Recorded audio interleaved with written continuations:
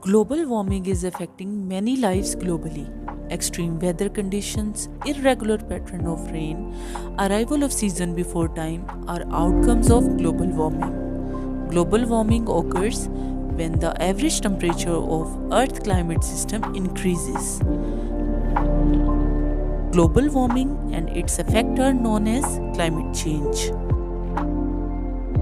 Past 5 years have been recorded the hottest years for planet. Now let's talk about how climate change is affecting Pakistan. Pakistan is an agriculture and underdeveloped country. Pakistan 20% GDP depend on agriculture. According to German Global Risk Index annual report on agriculture from year 1999 to 2018, 9,989 people lost their lives due to famine, no access to water, humidity, intense temperature and deforestation. Pakistan ranked 5th in most affected countries hit by climate change.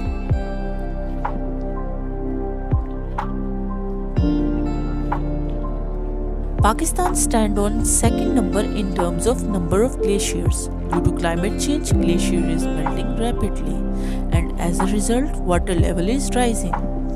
Pakistan is at high risk of cyclone, typhoon and droughts. Also, there is a huge chance of acute water shortage in near future.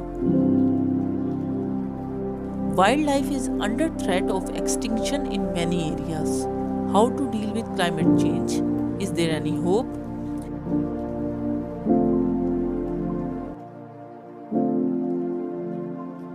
GCISC is an organization of research to deal with climate change.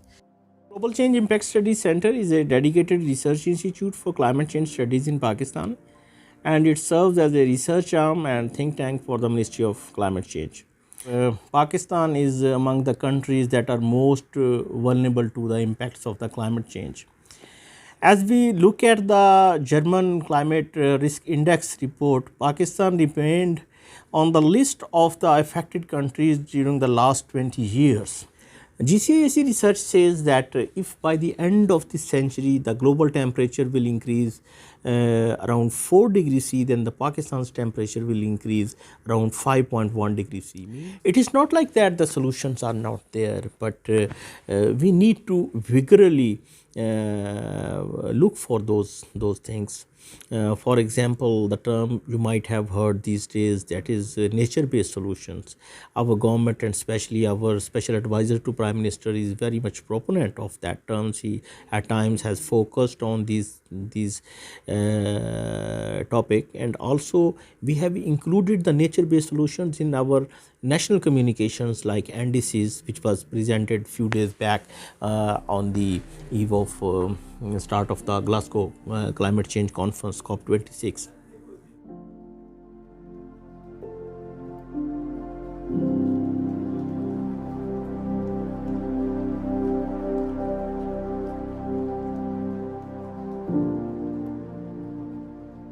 Just have a look at the Pakistan's NDCs. We have mentioned about the 10 billion tree tsunami, that's the world's largest afforestation project.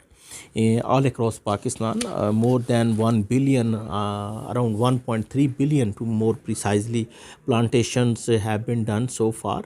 Wildlife initiative is also synced with that 10 billion trees program.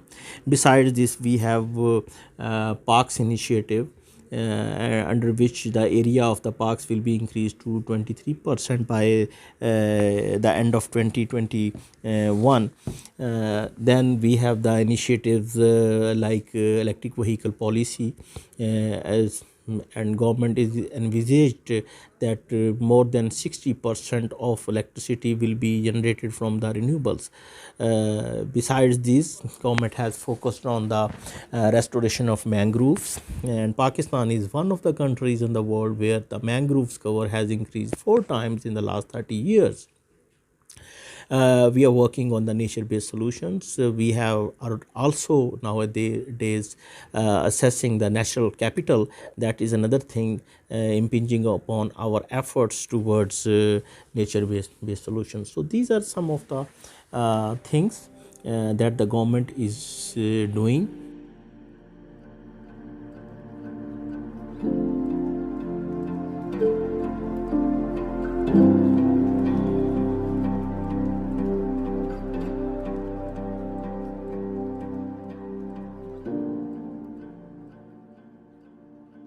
Countries like Uganda and Paris are applying nature based solutions in their country to deal with climate change.